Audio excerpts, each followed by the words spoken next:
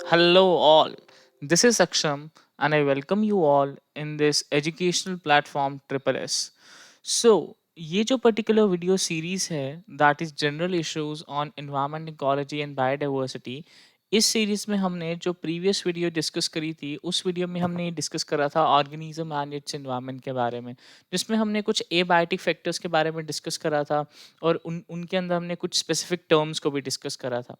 और वो जो पर्टिकुलर सेशन था उसी सेशन को कंटिन्यू करते हुए इस पर्टिकुलर सेशन में हम बहुत सारी न्यू न्यू चीज़ों को डिस्कस करेंगे। कुछ बहुत सारी इंपॉर्टेंट टर्म्स को हम लोग यहाँ पे डिस्कस करेंगे जो कि इकोलॉजी में यूज़ होती हैं और पॉपुलेशन इकोलॉजी में यूज़ होती हैं। स्टार्ट करने से पहले ये बता दूं, ये जो वीडियो सेशन है, ये जो वीडियो सीरीज़ है पूरी की पूरी, ये जितने भी जो जेके एसएसबी के एग्ज़ाम्स हैं, ये सभी जेके एसएसबी के एग्ज़ाम्स के लिए बेनिफिशियल रहेगी। चाहे फिर वो एफए का एग्ज़ाम हो, चाहे एसआई का एग्ज़ाम हो, फॉरेस्टर का एग्ज़ाम हो, वीएलडब्ल्यू का एग्ज़ाम हो, या जितने भी और भी एग्ज़ाम्स होंगे। तो इस पर्टिकुलर सीरीज में हम लोग बहुत सारी इंपॉर्टेंट चीज़ें पढ़ेंगे। तो अभी हम इस वीडियो को स्टार्ट करते हैं और यहाँ पे हम लोग इसको पढ़ेंगे, important terms used in ecology and population ecology. So let us start with this video. हाँ, तो अभी हम लोग ये डिस्कस करेंगे एक एक करके इन टर्म्स को। सबसे पहले टर्म आती है डीम। डीम टर्म हम कहाँ पे डिस्कस करते हैं? आपने एक टर्म सुनी होगी जिसको हम लोग क्या बोलते हैं? डेमोग्राफी बोलते हैं। डेमोग्राफी भी जो है, इसका जो फर्स्ट वर्ड है वो क्या है? डीम। डीम और ज्योग्राफी को मिला के, सॉरी, डीम और ग्राफी को मिला के ही ये जो वर्ड बना है डेमोग्राफी। तो डीम का क्या मीनिंग होता है? डीम वर्ड जो है हम लोग लोकल पॉपुलेशन के लिए यूज करते हैं, और the population living in a specific area at a particular time. तो डीम अगर कहीं पे पूछेंगे या फिर डीम का मीनिंग हमें पता होना चाहिए, that is the local population और the population that is living in a specific area at a particular time. ये हो गया डीम के बारे में। अब एक और इम्पॉर्टेंट टर्म आती है जिसको हम लोग क्या बोलते हैं? Meta population. Meta population. अब ये जो मेटा पॉपुलेशन टर्म है, इसका क्या मतलब हुआ? अच्छा, सपोज करो हम मान लेते हैं ये जो पर्टिकुलर यहाँ पे दिखाया हुआ है, सपोज ये एक कोई सिटी है, सपोज ये कोई एक रीजन है, ये कोई एक पर्टिकुलर रीजन है, और इस रीजन में बहुत सारे ऑर्गेनिजम्स होते हैं। अब क्या हुआ है कि वो जो बहुत सारे ऑर्गेनिज्म हैं इस रीजन में, वहां से कुछ ऑर्गेनिज्म यहाँ पर चले गए हैं काम करने, कुछ यहाँ चले गए हैं, कुछ यहाँ चले गए हैं, यहाँ यहाँ यहाँ, मतलब एक पूरे यहाँ पे क्या डेफिनेशन है? Whole set of the local population connected by dispersing individuals.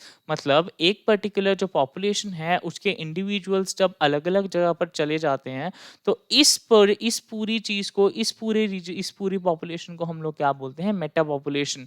जब वो ऑर्गेनिज्म सिर्फ एक रीजन में प्रेजेंट होंगे तो हम उसको क्या बोलेंगे? पॉपुलेशन बोलेंगे या फिर डीम बोलेंगे।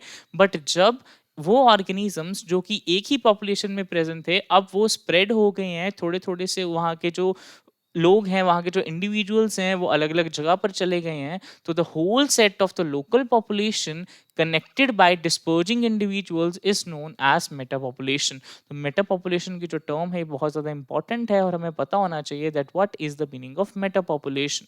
अब मेटा पॉपुलेशन को डिस्कस करने के बाद हमारे पास दो इंपॉर्टेंट टर्म्स और आती हैं, दैट इज इकोफीन, और एक टर्म आती है हमारे पास इको टाइप।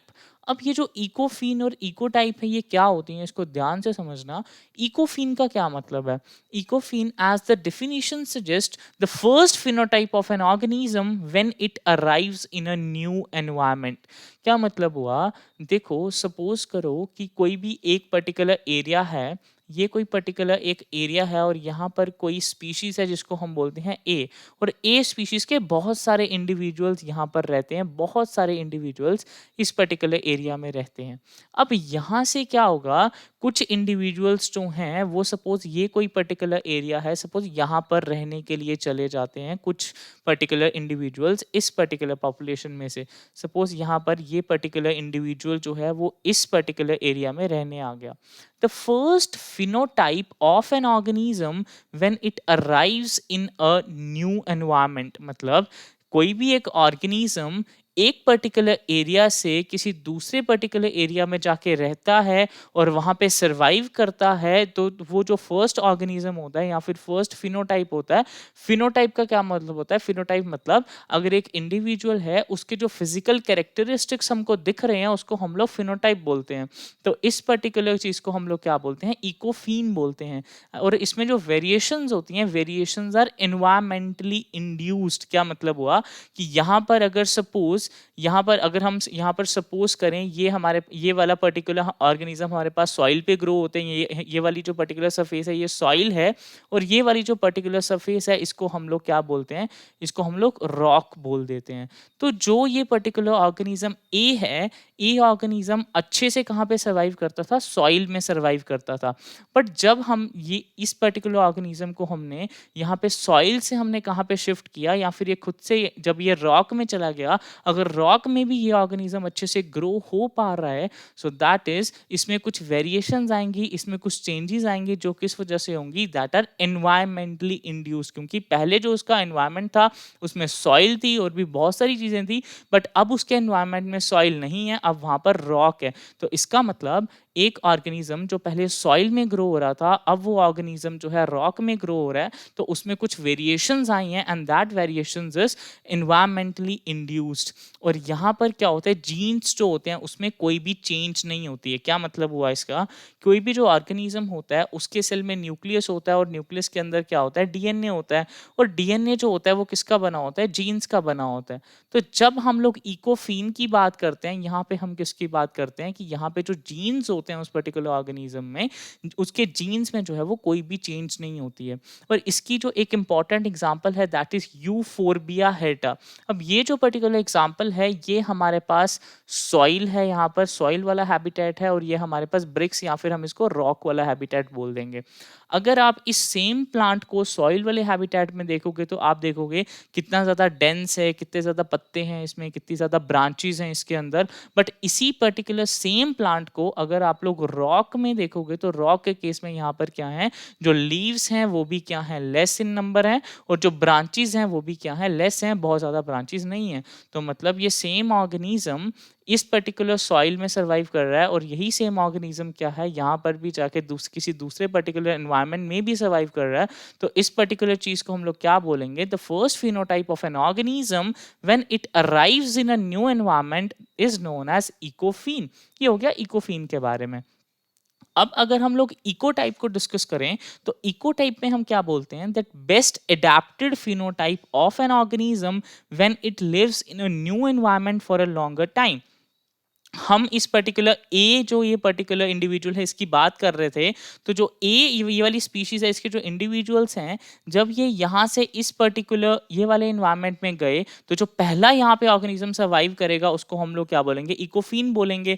बट धीरे धीरे जब बहुत ज़्यादा देर तक ये वाले ऑर्गेनिज्म जो हैं वो इस पर्टिकुलर इन्वायरमेंट में ग्रो होना स्टार्ट कर जाएंगे, अच्छे से इस पर्टिकुलर इन्वायरमेंट को अडॉप्ट कर लेंगे, तो उसके केस में क्या होगा? उसके जीन्स जो हैं वो चेंज हो जाएंगे, क्योंकि जो अडेप्टेशंस हैं वो कहाँ पे हो जाएंगी? जीन्स में हो जाएंगी। सो जेनेटिकली अडेप्टेड पॉपुलेशन यहाँ पे आएगी, और चेंजेस जो होंगे उसकी जीन्स में वो भी हो जाएंगी, and there is no reversibility of the adaptations. So ecophene और इकोटाइप में एक बार दोबारा से सिंपल से बता दूं, इकोफीन की बात हम तब करते हैं जब एक इंडिविजुअल एक पर्टिकुलर इकोसिस्टम से किसी दूसरे पर्टिकुलर इकोसिस्टम में जाके वहां पे ग्रो होता है, और जो पहला फिनोटाइप होता है जो वहां पे ग्रो होता है उसको हम लोग क्या बोलते हैं? इकोफीन बोलते हैं। उसमें जो चेंजेस आती हैं वो किसकी वजह से आती हैं? एनवायरनमेंट की वजह से आती हैं। वहां पर जीन्स के अंदर कोई भी चेंज नहीं होती है। वहां पर जो अडेप्टेशंस हैं वो रिवर्स हो जाती हैं, मतलब वहाँ पे अडेप्टेशंस रिवर्स हो सकती हैं। वहाँ पर जो क्या है, the range of the variability shown by the phenotype is called as phenotypic plasticity. एक और बहुत ज़्यादा इंपॉर्टेंट टर्म यहाँ पर आती है जिसको हम लोग क्या बोलते हैं? Phenotypic plasticity. फिनोटिपिक प्लास्टिसिटी का क्या मतलब है? The range of the variability, क्योंकि इतनी सारी चेंजेस उसके अंदर आती हैं जब एक पर्टिकुलर ऑर्गेनिज्म एक रीजन से दूसरे रीजन में जाके ग्रो होता है। उस पर्टिकुलर जो वहाँ पे चेंजेस आते हैं, फिजिकल चेंजेस चेंजेस आते हैं उसको क्या बोलते हैं, फिनोटाइपिक प्लास्टिसिटी बोलते हैं। तो इकोफिन और इकोटाइप में बेसिक डिफरेंस ये हो गया कि इकोफिन में हम लोग फर्स्ट फिनोटाइप की बात करते हैं और इकोटाइप में हम किसकी बात करते हैं, जब वहां पर जो ऑर्गेनिज्म है किसी दूसरे एनवायरनमेंट में वो अच्छे से ग्रो हो जाते हैं, उस टाइम पे हम उसको क्या बोलते हैं, इकोटाइप बोलते हैं। तो ये तो हो गया इकोफिन और इकोटाइप में डिफरेंस। अब उसके बाद हमारे पास टर्म आती है जिसको हम लोग क्या बोलते हैं, एज इफेक्ट हमारे पास एक टर्म आती है, इको टोन एक टर्म आती है और इको लाइन हमारे पास एक टर्म आती है। ये तीन टर्म्स जो हैं ये भी बहुत ज़्यादा इंपॉर्टेंट है। तो सबसे पहले हम क्या समझते हैं, सबसे पहले हम लोग किसको समझते हैं, सबसे पहले मैं आपको इको टोन समझाता हूँ। देखो इको टोन का क्या मतलब है, हमारे पास सपोज ये हमारे पास एक इकोसिस्टम है, यहाँ पर ये बी हमारे पास दूसरा इकोसिस्टम है। हम इसको एरिया भी कंसीडर कर सकते हैं, ए हमारे पास एक एरिया है, बी हमारे पास दूसरा एरिया है। तो क्या होगा, इकोटोन क्या होता है, it is the transition zone और the overlapping zone between the two communities. मतलब ये ए वाला ये जो पर्टिकुलर रीजन है और बी वाला रीजन जो है, ये जहां पर ओवरलैप करेगा उस पर्टिकुलर रीजन को हम लोग क्या बोलेंगे, इकोटोन बोलेंगे। मतलब ये क्या होगा, एक जोन होगा, इसकी वेल डिफाइंड बाउंड्रीज होंगी, ये एक जोन होगा। और इस जोन में क्या होगा, जो नंबर ऑफ स्पीशीज होंगी वो ज्यादा होंगी, क्योंकि जो यहाँ पर जो ए में स्पीशीज ग्रो हो रही हैं वो सारी की सारी हमें कहाँ पर मिलेंगी, यहाँ पर मिलेंगी। जो यहाँ पर बी पे ग्रो हो रही हैं वो सारी की सारी भी कहाँ पर मिलेंगी, हमें इस ट्रांजिशन जोन में मिलेंगी। और इसके अलावा भी कुछ एक्स्ट्रा स्पीशीज होंगी जो हमें कहाँ पे मिलेंगी, इस ट्रांजिशन जोन में मिलेंगी। तो ये एक एग्जाम्पल के पर्सपेक्टिव से हमने यहाँ पे क्या शो किया गया है कि ए में यहाँ पे हमारे पास 3 स्पीशीज हैं, बी में हमारे पास यहाँ पे 3 स्पीशीज हैं, और ये जो बीच का जो इकोटोन है, जो जोन है, यहाँ पर हमारे पास कितनी 9 स्पीशीज हैं। तो इकोटोन रीजन में क्या रहता है कि वहां पर स्पीशीज का जो नंबर है वो ज्यादा रहता है। अब इकोटोन की जब हम बात करते हैं तो इकोटोन में हम लोग एग्जांपल डिस्कस करते हैं। जैसे कि सपोज ये वाला हमारे पास लैंड इकोसिस्टम है और ये वाला हमारे पास एक्वेटिक इकोसिस्टम है। अब लैंड इकोसिस्टम और एक्वेटिक इकोसिस्टम के बीच में एक ट्रांजिशन जोन है, ये जो ट्रांजिशन जोन बना हुआ है, इस ट्रांजिशन जोन के अंदर बहुत सारे ऑर्गेनिजम्स जो होते हैं वो सर्वाइव करते हैं। तो इस पर्टिकुलर चीज को हम लोग क्या बोलेंगे, इकोटोन बोलेंगे। और एज इफेक्ट किसको बोलेंगे, यही जो high diversity in the ecotone area, अभी मैंने आपको बताया कि इकोटोन वाला जो एरिया होगा वहां पर डाइवर्सिटी जो होगी वो ज्यादा होगी, क्योंकि वहां पर लैंड वाले भी प्रेजेंट होंगे, वहां पर एक्वेटिक वाले भी प्रेजेंट होंगे, और इस रीजन में वो भी प्रेजेंट होंगे जो दोनों के दोनों रीजन में अच्छे से सर्वाइव कर सकते हैं। तो the high diversity of the ecotone area is called as edge effect, and such diverse species are called as edge species. और जो स्पीशीज इस पर्टिकुलर इकोटोन वाले एरिया में होती हैं उनको हम लोग क्या बोलते हैं, एज स्पीशीज बोलते हैं। अब ये तो आ गया एक एग्जांपल। अगर हम मार्शलैंड की एग्जांपल करें तो मार्शलैंड जो होता है वो एक इकोसिस्टम होता है, किसके बीच में, लैंड इकोसिस्टम और एक्वेटिक इकोसिस्टम के बीच में। अगर ग्रासलैंड की बात करें तो ये जो इकोटोन है ये किसके बीच में होता है, फॉरेस्ट और डेजर्ट के बीच में। और एस्ट्री की अगर हम बात करें तो ये जो है पर्टिकुलर इकोटोन ये किसके बीच में होता है, फ्रेश वाटर और सॉल्ट वाटर के बीच में। आई होप कि इकोटोन और एज इफेक्ट यहाँ पे आपको समझ आया होगा। अब हमारे पास इको टर्म आती है यहाँ पर, इको लाइन। अब इको लाइन का क्या मतलब है, इको टोन में हमने देखा कि हमारे पास क्या था, एक जोन था जिसकी वेल डिफाइंड बाउंड्रीज थी। बट इको टोन बनने से पहले इको लाइन हम क्या बोलते हैं, ecocline represents the continuous variation और the gradual change in the organism phenotype and associated genotype along an environmental gradient. इसका ये मतलब हुआ कि जिस टाइम पर जो लैंड वाले ऑर्गेनिज्म थे इनमें चेंजेस आ रही थी कि ये इस पर्टिकुलर ट्रांजिशन जोन में अच्छे से रह सकें, और एक्वेटिक वाले ऑर्गेनिज्म जो थे इनमें भी कुछ ऐसी चेंजेस आ रही थी, कुछ ऐसी वेरिएशंस आ रही थी कि ताकि ये इस पर्टिकुलर ट्रांजिशन जोन में अच्छे से रह सकें। तो ये जो पर्टिकुलर ये जो कॉन्टिन्यूस वेरिएशंस होती हैं या फिर ये जो gradual change in the organism phenotype और जीनोटाइप में ये जो चेंज होता है, इस पर्टिकुलर चीज को हम लोग क्या बोलते हैं, ecocline. The intermediate form between the two ecotypes is called as ecocline and no boundary line between the two ecosystem. इस पर्टिकुलर यहाँ पर जब हम इकोलाइन की बात करते हैं तो इसमें कोई भी बाउंड्री लाइन जो होती है हम उसकी बात यहाँ पे नहीं करते हैं, क्योंकि ये क्या होता है, एक ग्रेजुअल या फिर कॉन्टिन्यूस वेरिएशंस यहाँ पे हो रही होती है, एक प्रोसेस है जो हो रही होती है। तो इस पर्टिकुलर चीज को हम लोग क्या बोलते हैं, इकोलाइन। आई होप इकोलाइन, इकोटोन और एज इफेक्ट ये तीनों यहाँ पर आपको अच्छे से समझ आए होंगे। इसके अलावा हमारे पास कुछ और इंपॉर्टेंट टर्म्स आती हैं। पॉपुलेशन, जैसे हमने पहले भी डिस्कस करा था, a group of individuals living in a geographical area who can interbreed and share or compete for similar resources is called population. तो पॉपुलेशन हम उन इंडिविजुअल्स को बोलते हैं, उन ग्रुप ऑफ इंडिविजुअल्स को बोलते हैं जो कि एक ज्योग्राफिकल एरिया में रहते हैं, जो कि ब्रीड कर सकते हैं, रिप्रोड्यूस कर सकते हैं, फर्टाइल ऑफस्प्रिंग्स प्रोड्यूस कर सकते हैं, और जो कि किससे compete करते हैं, compete for the similar resources, उसको हम लोग पॉपुलेशन बोलते हैं। अब जब हम पॉपुलेशन की बात करते हैं तो उसमें दो चीजें बहुत ज्यादा इंपॉर्टेंट हमें डिस्कस करनी होती हैं, that is the birth rate and the death rate. अब जब हम लोग बर्थ रेट की बात करते हैं तो बर्थ रेट हम कैसे कैलकुलेट करते हैं? Suppose let us take an example, suppose हमारे पास एक पॉन्ड है, और इस पॉन्ड के अंदर हमारे पास क्या है, 20 क्या है हमारे पास यहाँ पे लोटस प्लांट्स हैं, और इस पर्टिकुलर ये जो पॉन्ड है यहाँ पर एक साल के अंदर 8 न्यू लोटस प्लांट्स जो होते हैं वो ग्रो हो जाते हैं, तो टोटल कितने हो गए, 28 प्लांट्स। बट 28 जो है वो बर्थ रेट नहीं होगा। बर्थ रेट हम किस तरीके से निकालते हैं?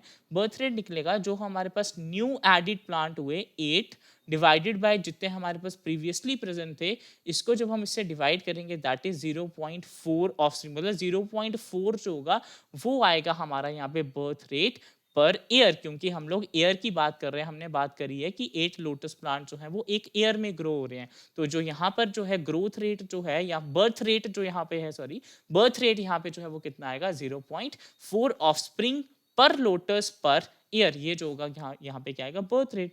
वैसे ही अगर हम लोग डेथ रेट की बात करें, सपोज हमारे पास 40 किसी भी पर्टिकुलर स्पीशीज के ऑर्गेनिज्म थे, 40 ऑर्गेनिज्म थे, और वहां पर क्या होता है, सपोज 4 जो ऑर्गेनिज्म है वो क्या हो जाते हैं, डाई हो जाते हैं इन अ वीक। एक वीक के अंदर क्या हो जाते हैं, 4 ऑर्गेनिज्म जो होते हैं वो डाई हो जाते हैं, तो हमारे पास कितने रह गए टोटल, हमारे पास रह जाएंगे 36। बट 36 जो होगा वो उसका डेथ रेट नहीं होगा।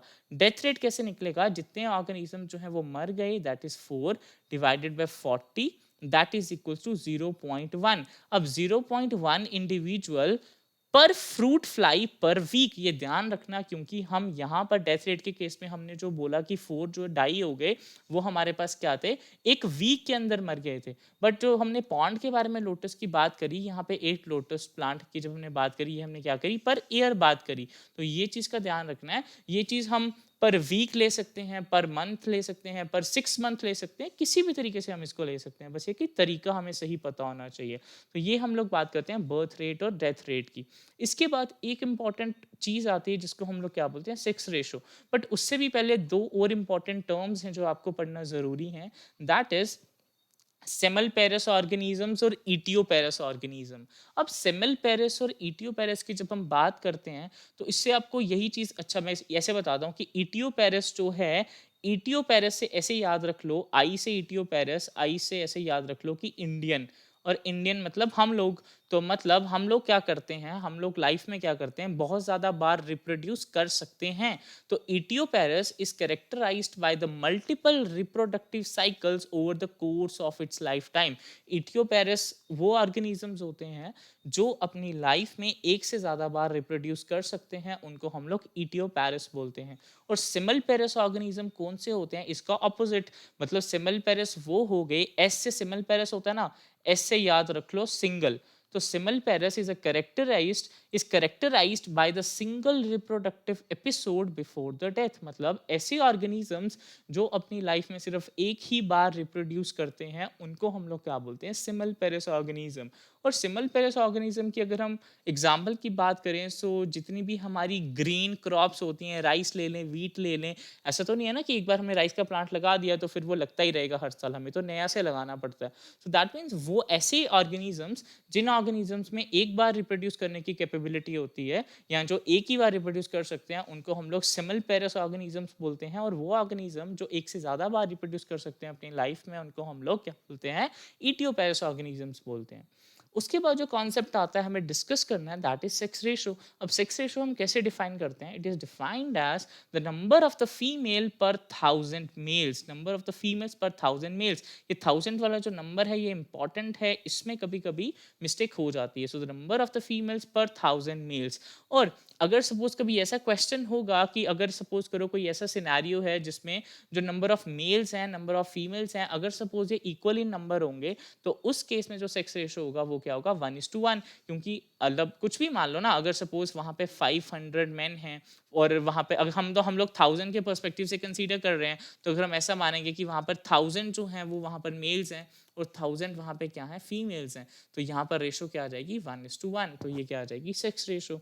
अब अगर हम लोग जम्मू कश्मीर की बात करें तो यहाँ पर जो सेक्स रेशो है दैट इज अराउंड 889, मतलब 889 जो है यहाँ पर 889 मेल्स जो हैं वो यहाँ पर प्रेजेंट हैं।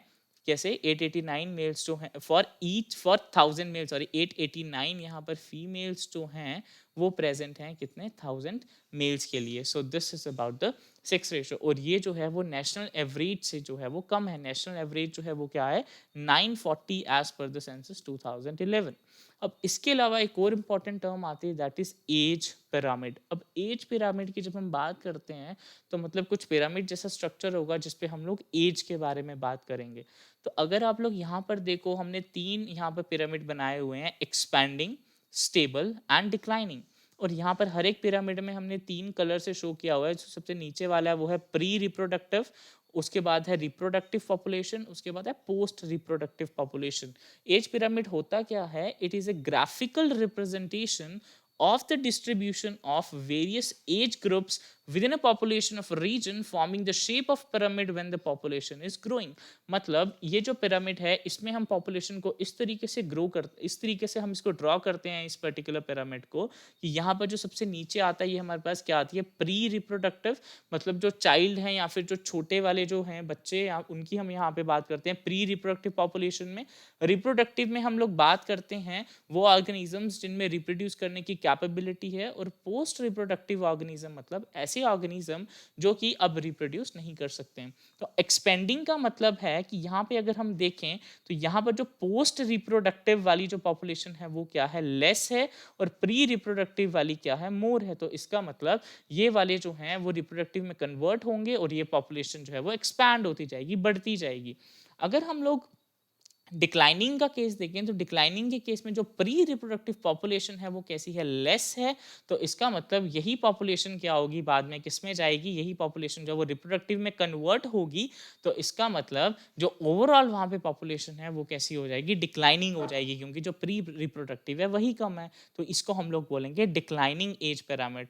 और ये वाला हमारा होता है स्टेबल, क्योंकि यहाँ पर क्या होता है जो हमारे पास प्री रिप्रोडक्टिव पॉपुलेशन है वो ज़्यादा होती है और रिप्रोडक्टिव पॉपुलेशन भी ज़्यादा होती है। तो इसका मतलब ये वाली जो पर्टिकुलर पॉपुलेशन है यहाँ पर इसको हम लोग क्या बोलते हैं स्टेबल एज पिरामिड या फिर स्टेबल पॉपुलेशन भी हम इसको बोलते हैं।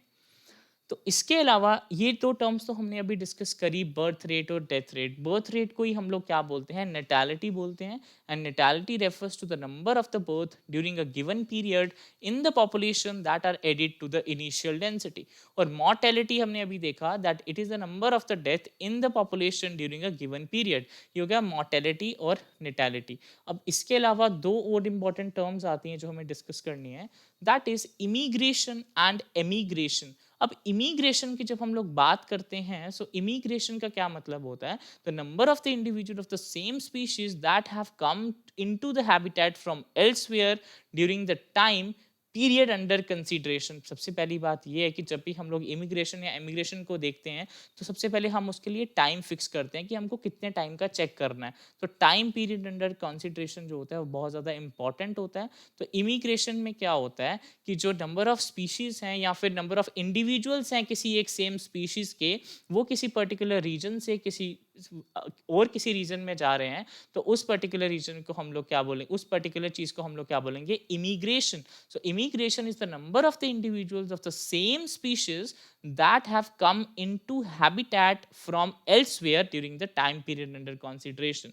और emigration का मतलब ई से emigration और ई से ही क्या होता है exit होता है। तो इसका मतलब emigration is the number of individuals of the population who left the habitat and gone elsewhere during the time period under consideration। जो जो अपना उनका हैबिटेट होता है उसको छोड़ के किसी और हैबिटेट में अगर वो चले जाते हैं नंबर ऑफ इंडिविजुअल्स, तो उस चीज़ को हम लोग क्या बोलते हैं इमिग्रेशन बोलते हैं। अब एक और जो टर्म है जिसमें कंफ्यूजन होती है दैट इज मॉर्बिडिटी और मॉर्टैलिटी। मॉर्टैलिटी तो क्लियर होगा, हमने अभी डिस्कस किया कि मॉर्टैलिटी का मतलब होता है the number of death that occurs in a population, ये होता है मॉर्टेलिटी। बट मॉर्बिडिटी क्या होता है? मॉर्बिडिटी का मतलब कि ऑर्गेनिज्म जब किस में होते हैं, किसी डिजीज से सफर कर रहे होते हैं। मतलब morbidity is the state of being unhealthy for a particular disease और सिचुएशन। उस चीज को हम लोग मॉर्बिडिटी में कंसीडर करते हैं। बट अगर पर्सन की डेथ हो जाती है तो उस पर्टिकुलर पर्सन को हम लोग मोर्टालिटी में कंसीडर करते हैं। तो इस पर्टिकुलर सेशन में हमने बहुत सारी टर्म्स को डिस्कस किया। यहाँ पर हमने डीम, मेटापॉपुलेशन, इकोफीन और इकोटाइप को डिस्कस किया पहले। उसके बाद हमने इकोलाइन, इकोटोन और एज इफेक्ट को डिस्कस करा। और फिर हमने birth rate, death rate, population, sex ratio, दो इंपॉर्टेंट टर्म्स सेमल पेरस और इटियोपेरस ऑर्गेनिजम्स को डिस्कस करा। फिर हमने एज पिरामिड के बारे में देखा और लास्ट में इमिग्रेशन, एमिग्रेशन, मॉर्बिडिटी और मोर्टालिटी, नेटालिटी के बारे में हमने डिस्कस किया। So this is for this particular video. बहुत सारी चीज़ें हमने यहाँ पे डिस्कस करी हैं। If you have any particular doubt और any particular concern, suggestion, do let us know in the comment section. इसी तरीके से हम करते जाएंगे, न्यू न्यू वीडियोस देखते जाएंगे, उसमें न्यू न्यू कंटेंट को डिस्कस करते जाएंगे। और नेक्स्ट वीडियो में हम लोग डिस्कस करेंगे पॉपुलेशन इंट्रैक्शन को, जिसमें हम लोग बहुत सारी इंपॉर्टेंट टर्म्स पढ़ेंगे, जैसे कमेंसलिज्म, अमेंसलिज्म, इस टाइप की जो भी पॉपुलेशन के अंदर इंट्रैक्शंस होती हैं उन सबको डिस्कस करेंगे। So thank you so much for watching this video. So bye bye, take care, all the best, all of you.